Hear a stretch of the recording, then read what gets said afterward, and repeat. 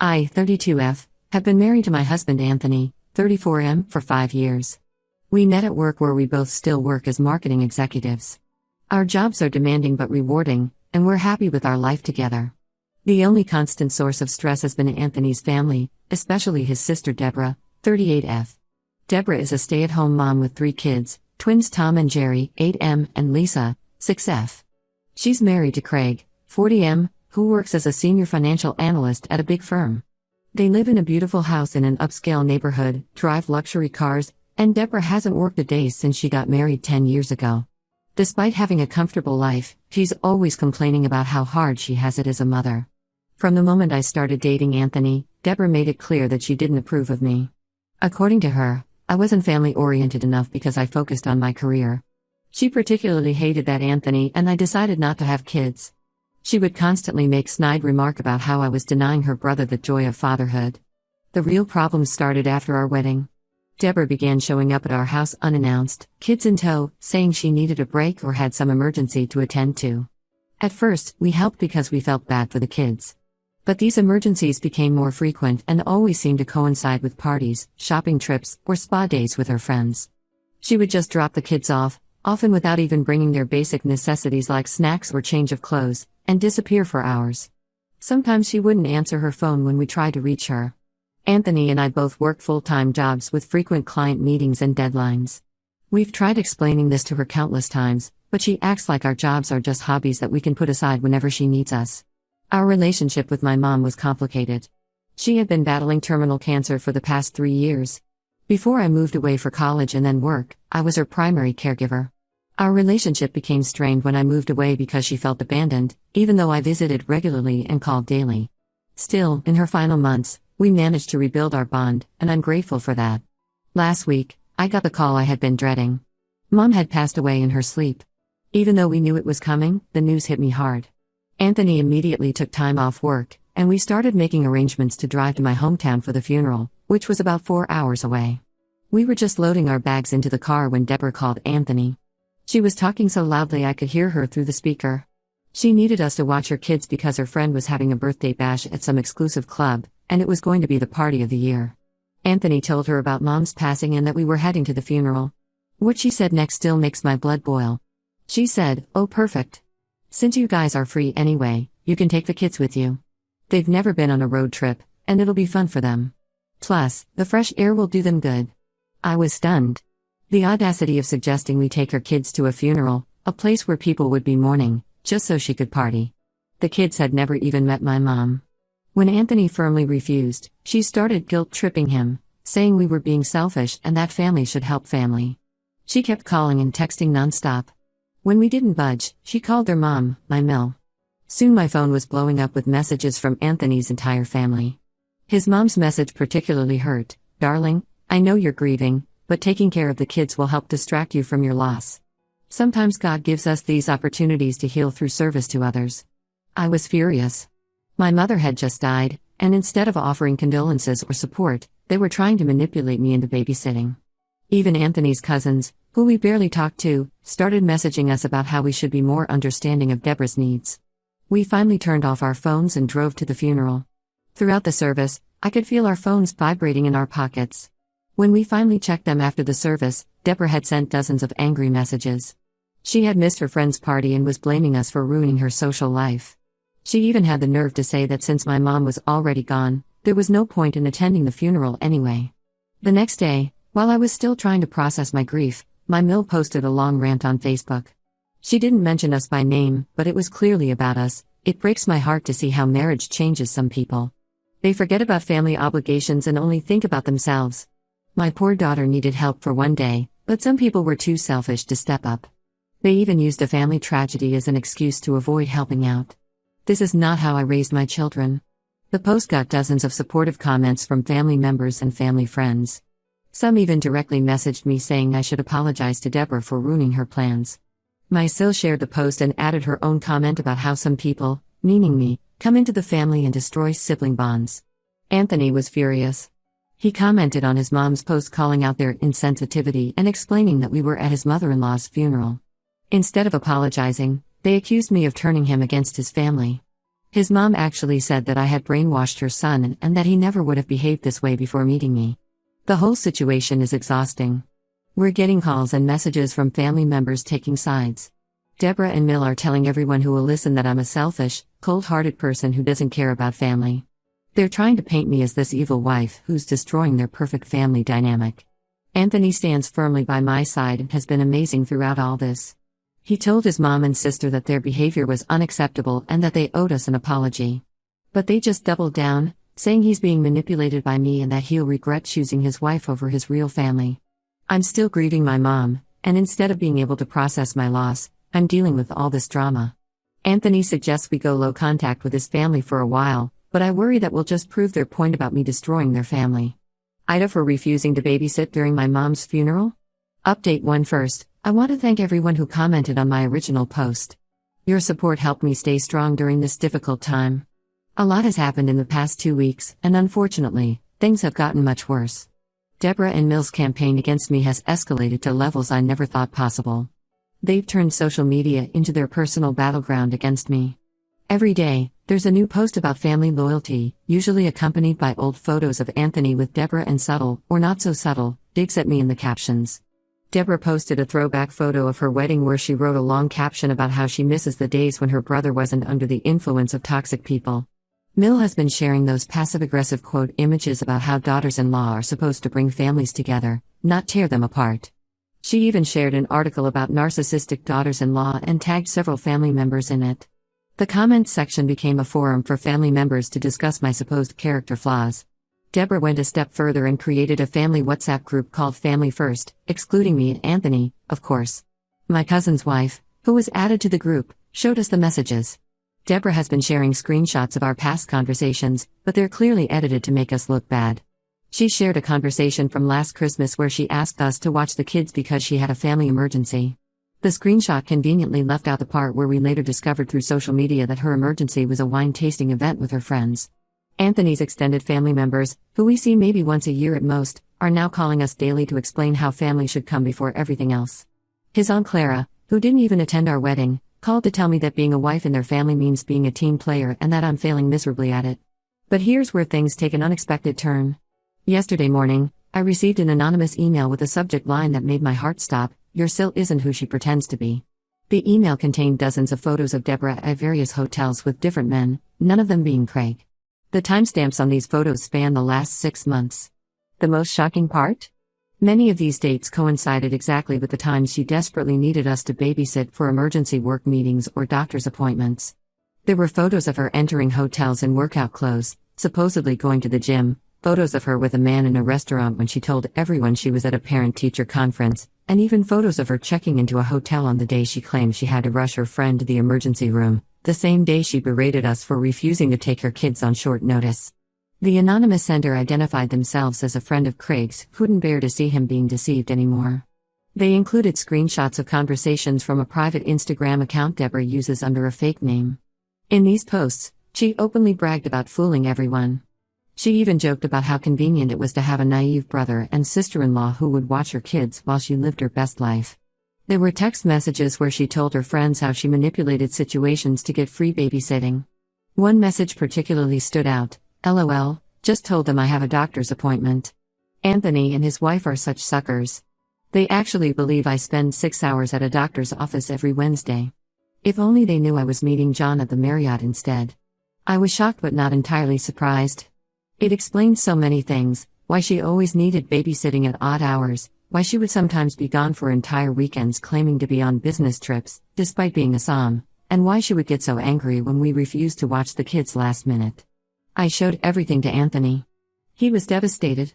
He had apparently suspected something wasn't right with Deborah's behavior but never imagined it was this bad.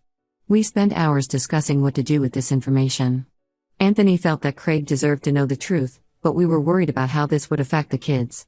While we were still deciding our next move, Deborah posted another rant on Facebook. This one was particularly vicious.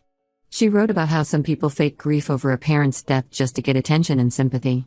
She implied that I was using my mom's death as an excuse to avoid family responsibilities and that my grief wasn't genuine because I hadn't been close enough with my mom in recent years. The woman who had been cheating on her husband and lying to everyone had the audacity to question the authenticity of my grief? I created a new family group chat, added everyone, including Craig, and shared every single photo and message from the anonymous email. The fallout was nuclear. Craig was completely blindsided. He had trusted Deborah entirely and had been working extra hours to maintain their lifestyle, not knowing his wife was using that time to meet other men. Mill's initial reaction was to accuse me of fabricating everything to get revenge. She called the photos fake and the messages photoshopped.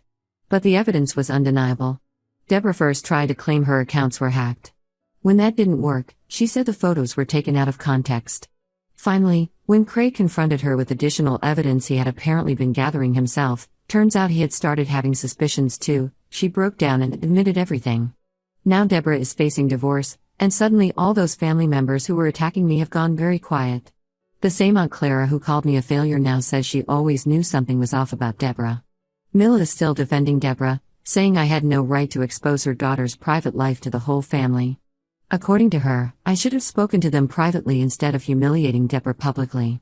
The irony of Mill complaining about public humiliation after weeks of publicly shaming me on social media is apparently lost on her. She's telling everyone that I destroyed her daughter's marriage out of spite and that I'll never be forgiven for breaking up their family. Anthony is standing strong beside me, but I can see how much this has hurt him. Finding out that his sister has been lying to and manipulating him for months, possibly years, has shaken him. He's particularly upset about how Deborah used his love for his niece and nephews to facilitate her affairs. Craig has asked for some time to process everything before making any decisions. The kids are staying with him currently, and he's asked us not to discuss the situation with anyone else while he figures out his next steps. I don't regret exposing Deborah's affairs. She and Mill spent weeks trying to destroy my reputation and questioning my character while I was grieving my mother. Maybe this is karma, or maybe it's just the truth finally coming to light. Update 2: The situation has evolved dramatically since my last update, and the revelations keep getting worse. Craig moved forward with divorce proceedings immediately after confirming Deborah's affairs. He hired one of the best divorce attorneys in our state and filed for full custody of the kids. During the investigation for the custody battle, some disturbing information came to light. The most shocking discovery was about the child support money. Craig had been giving Deborah $4,000 monthly for the children's expenses, private school tuition, after-school activities, clothes, and food. Through bank statements, his lawyer discovered that Deborah had been using this money to fund her hotel meetups with her affair partners. She spent thousands on luxury hotel rooms, expensive lingerie, and fancy restaurants while claiming she needed more money for the kids' activities. Even more disturbing was what the private investigator found. On several occasions when Deborah told us she couldn't find a babysitter, she hadn't actually been looking for one. Instead, she had been leaving the kids alone at home during her meetups. The PI obtained security footage from their home showing Deborah leaving the house late at night and not returning until early morning, while the kids were asleep inside. This happened at least a dozen times over the past year. The PI also uncovered that several of Deborah's affair partners were married men from her gym. One was actually her personal trainer, who she paid extra for private sessions that never involved any actual training. Another was the husband of her close friend, the same friend whose birthday party she wanted to attend the day of my mom's funeral. Apparently, the party was just a cover story because she had planned to meet this man while his wife was out of town. All these men's wives have been notified. 2 marriages besides Deborah's are now ending in divorce. Her gym revoked her membership after multiple members complained about her predatory behavior. Several of her friends have cut ties with her, especially after learning she had been pursuing their husbands. The friend whose husband she was sleeping with publicly confronted her at the grocery store, causing such a scene that security had to intervene. But perhaps the most heartbreaking discovery came through emails found on Deborah's laptop. She had been planning to move in with one of her affair partners, a wealthy businessman who promised to give her a lavish lifestyle. In these emails, she complained about how her kids were holding her back from living the life she deserved. She wrote, "These kids are sucking the life out of me. I never wanted to be a mother anyway. It was just what everyone expected me to do." Her plan was to leave the kids with Mill permanently. She had already started moving some of her designer clothes and jewelry to her affair partner's apartment. She was waiting for him to finalize his own divorce before making her move. What she didn't know was that this man had been lying to her. He had already reconciled with his wife and was just stringing Deborah along. When confronted with these emails, Deborah tried to claim they were written during a difficult period and didn't reflect her true feelings. But the dates on the emails were recent, and there were dozens of them showing a clear pattern of maternal neglect and selfish behavior. The most surprising turn of events involved Mill. She had been Deborah's staunchest defender throughout this whole ordeal, constantly making excuses for her behavior and trying to minimize the affairs. But when the PI showed her the evidence of Deborah leaving the kids alone at night and the emails about abandoning them, something in her finally broke. During a family gathering last weekend, Mill had a complete meltdown.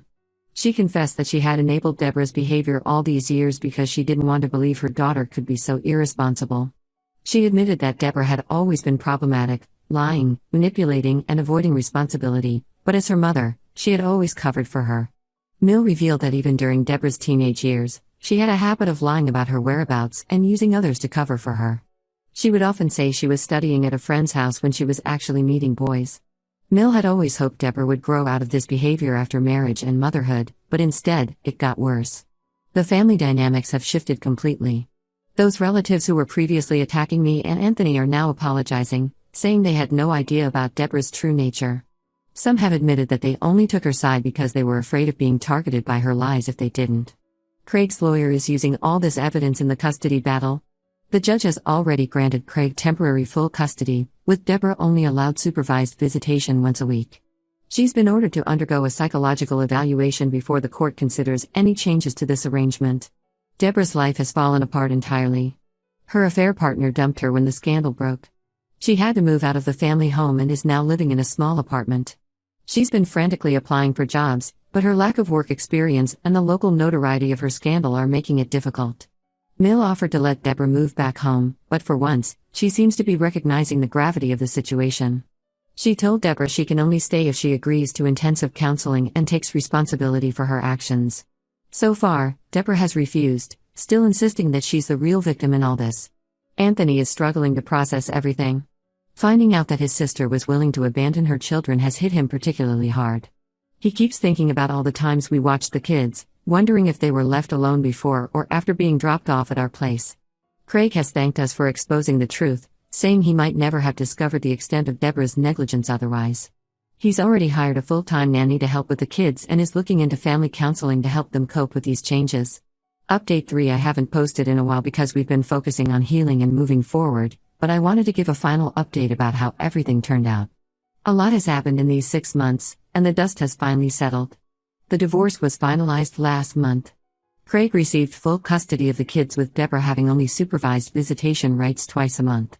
The judge was particularly harsh in her ruling, citing Deborah's pattern of neglect and the premeditated nature of her abandonment plans. The psychological evaluation ordered by the court revealed narcissistic tendencies and a concerning lack of maternal attachment, which heavily influenced the custody decision. Deborah tried to fight the custody arrangement, claiming she had changed and deserved another chance. However, the evidence against her was overwhelming. The final nail in the coffin was when the court-appointed supervisor for her visitation reported that Deborah spent most of her time with the kids taking selfies for social media to maintain her devoted mother image, rather than actually interacting with them. She moved in with her wealthy affair partner after the divorce, the one she had planned to abandon her kids for. That relationship lasted exactly 2 months before she caught him cheating on her with his secretary. The irony wasn't lost on anyone.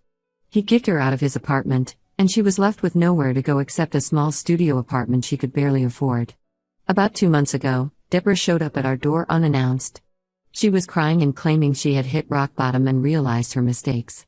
She gave a long speech about how losing her children made her understand what truly matters in life. She begged us to help her rebuild her relationship with Craig and the kids, saying she had changed and found God. Anthony listened to her quietly before asking one simple question: "Did you really leave the kids alone at night to meet your lovers?" When Deborah tried to deflect and make excuses, Anthony simply closed the door. He later told me that her inability to directly acknowledge her worst actions proved she hadn't really changed at all. Mill also attempted reconciliation with us.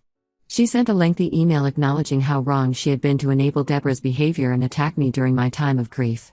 She asked if we could try to rebuild our relationship, saying she missed Anthony and was afraid of losing her only son too. We agreed to meet her for coffee, but the conversation revealed that while she regretted her actions, she still expected us to forgive and forget because we're family. When Anthony pointed out that she never showed this same forgiveness toward me when she thought I was in the wrong, she had no response. We decided to maintain limited contact with her, holiday cards and occasional text messages only. Craig and the kids have moved to a better school district about an hour away from us. He hired an amazing full-time nanny who has become like a mother figure to the kids. The children are in therapy, which is helping them process their mother's abandonment. They're doing much better now that they have stability and consistent care. We see them every other weekend, properly planned visits that we all look forward to. The kids love coming to our place because they know they're truly wanted here, not just being dumped off so their mother can go have fun. Last weekend, Lisa, the youngest, told us she wishes we were her parents instead. It broke our hearts, but also made us realize how much the kids understand about what happened. Deborah has been working as a waitress since none of her former social circle would help her find a better job. She lost most of her alimony rights due to her affairs and the evidence of child support misuse.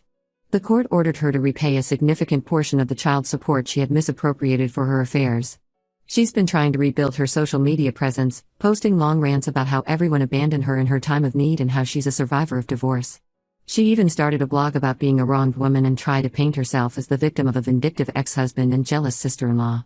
Fortunately, Craig's lawyer made sure she couldn't mention the kids or post their photos anymore. Most of her former friends have blocked her on social media. The wives of the men she had affairs with made sure everyone in their social circle knew what she had done. She recently tried to join a local moms group but was asked to leave when the other mothers recognized her from the scandal. Anthony and I have maintained our distance from most of his family.